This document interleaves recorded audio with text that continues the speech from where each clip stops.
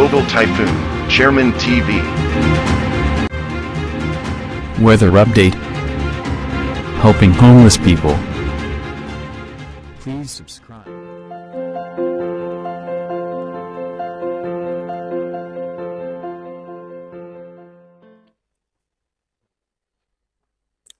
Magandang umaga po. Ito po ang latest update natin ngayong araw, September 13, 2024.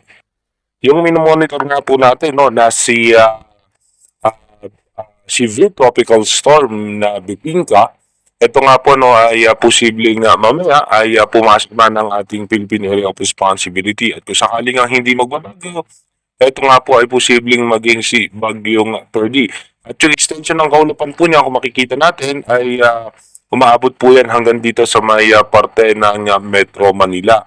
At itong habagat naman ay patuloy naman po yan na makakapekto sa Mimaropa, Western Visayas, Negros Occidental, Bicol Region, southern portion ng Quezon, Batangas at natitirang bahagi ng Visayas. At asahan din natin sa Mindanao magkakaroon din nga po ng mga pag-ulan. Dito naman po sa Metro Manila, asahan natin may mga tsansa po tayo ng pag-ulan dahil nga po sa extension ng kaulapan nitong si Bagyong Bibingka. At ayon naman po sa advanced weather forecast ng European Center, ay merong ng posibleng kasunod na dalawang bagyo at isang sama pa ng panahon o low pressure area sa may West Philippine Sea. At yung dalawa naman po ay mabubuo dito naman yung isa sa loob ng Philippine Area of Responsibility at yung isa ay sa labas ng ating PAR. At kung sakaling man po hindi magbabago, ito po ay posibleng maging si Bagyong Hiner.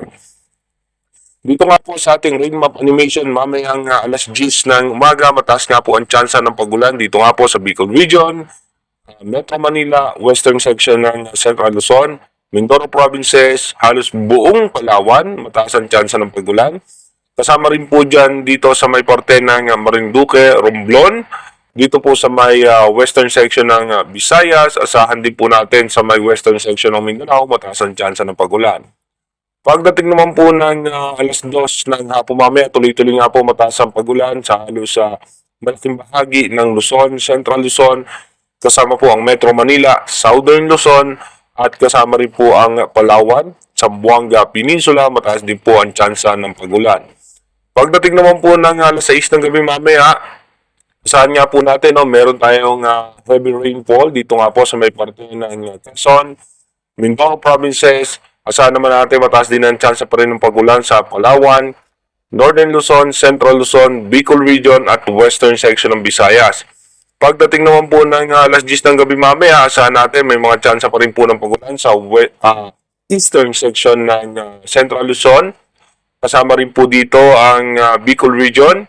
Asahan din natin na may heavy rainfall pa rin nga po tayo sa Mindoro Provinces. Dito po sa may Palawan, mataas pa rin po ang tsansa ng pagulan at western section ng Mindanao at ng Visayas. Dumako na nga po tayo sa ating advanced weather forecast. Dito nga po sa ating advanced weather forecast, bukas nga po September 14, asahan nga po natin na mabilis naman pong lalabas ng PAR itong si Bagyong Bibingka. At asahan natin na mataas pa rin ang tsansa ng mga pagulan dahil nga po sa habagat. By September 15, dito nga po magkakaroon tayo ng posibleng bagyo sa eastern section ng Central Luzon at panibago pong bagyo na nasa labas ng bansa.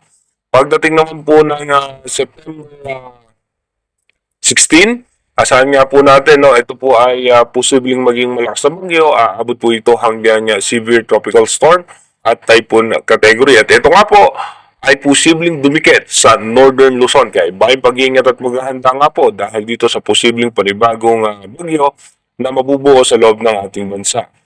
By September 17, ito nga po ay nag-i-intensify pa, halos almost stationary po yan sa kanyang posisyon at hatakin po niyan yung habagat. At yung isang bagyo naman ay papalayo ng ating bansa. Pagdating po ng September 18, ito nga po ay nasa eastern section na ng Santa Ana, Cagayan. At asahan nga natin yung kanyang diametro ay abot nga po niyan ang eastern section at northeastern section ng Cagayan Valley. At pagdating naman po ng September 19, ito nga po ay dadaan dito sa may extreme northern Luzon at dediretso nga sa may parte ng Taiwan. At aatake pa rin po niyan yung habagat. By September 20, asahan pa rin po natin na makaka-apekto pa rin po yung habagat sa western section ng ating bansa dahil nga po hinahatak nitong sama ng panahon. Dito naman po sa wind map animation ng European Center, dito mapapansin nga po natin yung pagbuo nung sama ng panahon dito nga po sa eastern section ng Central Luzon at dalawa nga po yan. Ito nga po mahalos magkatabi. Pero yung isa nga po, itong nasa labas ng par ay patungo po yan sa karagatan ng Japan. At habang ito nga pong posibleng si Bagyong Hiner ay didikit nga po dito sa may Northern Luzon at extreme Northern Luzon. Pero again mataas pa rin po ang tsansa na magbago po lahat yan dahil nga po ang ating advanced weather forecast is advanced prediction lamang po yan ng ating European Center.